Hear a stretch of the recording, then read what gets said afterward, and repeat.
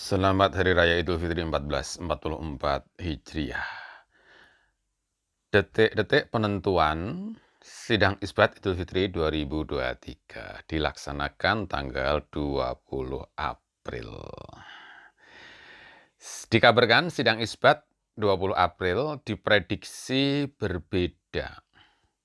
Mekah lebaran kapan? Mekah lebaran 21 April. Bagaimanapun Mekah dan Indonesia memang bisa berbeda karena Indonesia lebih timur ya, sekitar 4 jam, 5 jam atau 6 jam. Alasan Kemenak umumkan hasil sidang isbat Lebaran Idul Fitri 2023 lebih awal. Ya, lebih awal biar Indonesia Timur lebih bisa mempersiapkan ya untuk Idul Fitri. Kalau saya menyarankan lebih awal 21 hari, sehingga teman-teman kita di Papua, Sorong, Makassar, Ambon itu juga bisa persiapan dengan lebih baik. Seperti kita sudah ketahui bahwa teman-teman Muhammadiyah sudah menetapkan berdasarkan hisab wujudul hilal, Idul Fitri adalah 21 April 2023.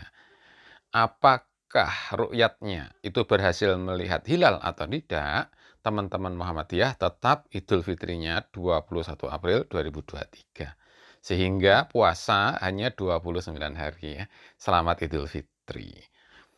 Nah, karena ada perbedaan ini bisa ada problem tersendiri. Misalkan kemarin teman-teman Muhammadiyah dikabarkan tidak bisa sholat id di Pekalongan maupun Sukabumi di lapangan utama. Sehingga terjadi pro kontra. Alhamdulillah ini ya.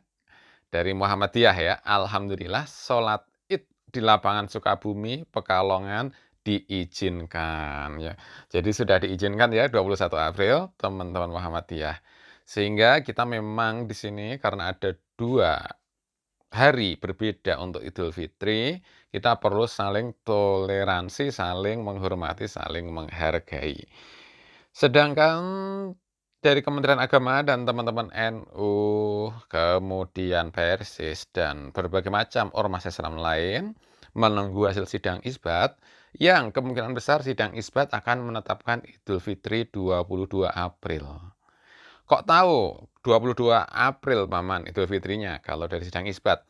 Bukannya nanti hilal bisa terlihat juga? Ya, kalau hilal terlihat memang menjadi 21 April dari sidang isbat. Tetapi berdasarkan tahun-tahun sebelumnya, kalau ada orang yang menyatakan hilal sudah lihat, maka kesaksian mereka ditolak. Karena kesaksian ditolak, akibatnya puasa 30 hari tetap jadi 22 April. Bagaimanapun, kita semua bisa salah. Jadi sidang isbat itu bisa salah. Hisab dan ru'yat bisa salah, Menteri Agama bisa salah, Muhammadiyah bisa salah, NU bisa salah, saya bisa salah, Anda bisa salah. Semua orang bisa salah. Karena itu, karena kita bisa salah, maka kita yuk waspada untuk memperbaiki diri. Untuk taubat, untuk mengoreksi diri. Karena semua di antara kita bisa salah. Tidak perlu menyalahkan orang lain, malahan kita mengoreksi diri sehingga bisa saling menghormati. Nah, di sini saran kita untuk toleransi ya. Bagi teman-teman NU, Kementerian Agama, dan yang mengikuti pemerintah, yang lebarannya 22 April, mohon menghormati yang lebaran 21 April dengan mempersilahkan sholat id dengan aman. Di sisi lain, teman-teman Muhammadiyah dan yang mengikuti keputusan Muhammadiyah yang lebaran 21 April, mohon menghormati yang 22 April masih puasa hari ke-30 Ramadan. Sehingga mohon sholat idnya dan takbirannya sunyi. Sehingga tidak menggoda yang masih puasa untuk berbuka. Gitu ya. Jadi saling toleransi. Ini jangan dibalik. Ya, jangan dibalik. Jangan teman-teman NU menuntut Muhammadiyah untuk takbirannya sunyi, untuk sholat idnya sunyi. Jangan begitu. Kalau teman-teman NU justru menuntut dirinya sendiri agar menghormati teman-teman Muhammadiyah, mempersilahkan mereka untuk sholat id dengan aman. Gitu ya. Teman-teman Muhammadiyah juga gitu, jangan terbalik. Jangan menuntut teman-teman Muhammadiyah agar orang-orang NU dan orang-orang lain mempersilahkan dia sholat id dengan aman, dengan bebas, jangan begitu. Tapi kalau teman-teman Muhammadiyah justru menuntut diri mereka sendiri agar dan kawan-kawan agar bisa sholat id dan takbirannya dalam sunyi, sehingga bisa memberi ketenangan teman-teman NU untuk hari ke-30 puasanya. Jadi mari kita menuntut diri kita sendiri untuk berbuat baik. Gitu ya, bagaimanapun kita masih menunggu detik-detik sidang Isbat Idul Fitri.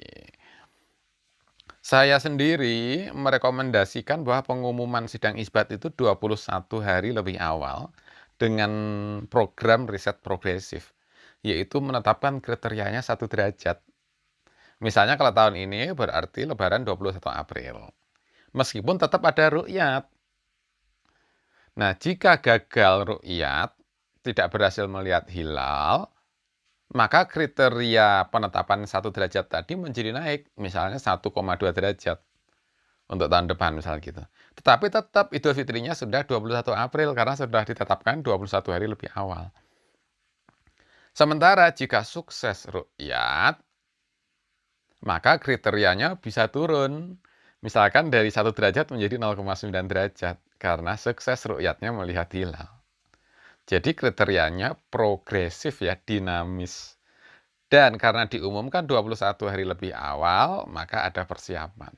Nah, kalau analisis saya, ini memang ada 3 pilihan prioritas. Prioritas A, prioritas B, dan prioritas C. Ini berbeda dalam menyusun prioritas nilai, prioritas value. Prioritas A dan prioritas B itu mengutamakan benar. Aku yang benar. Nah, kira-kira gitu.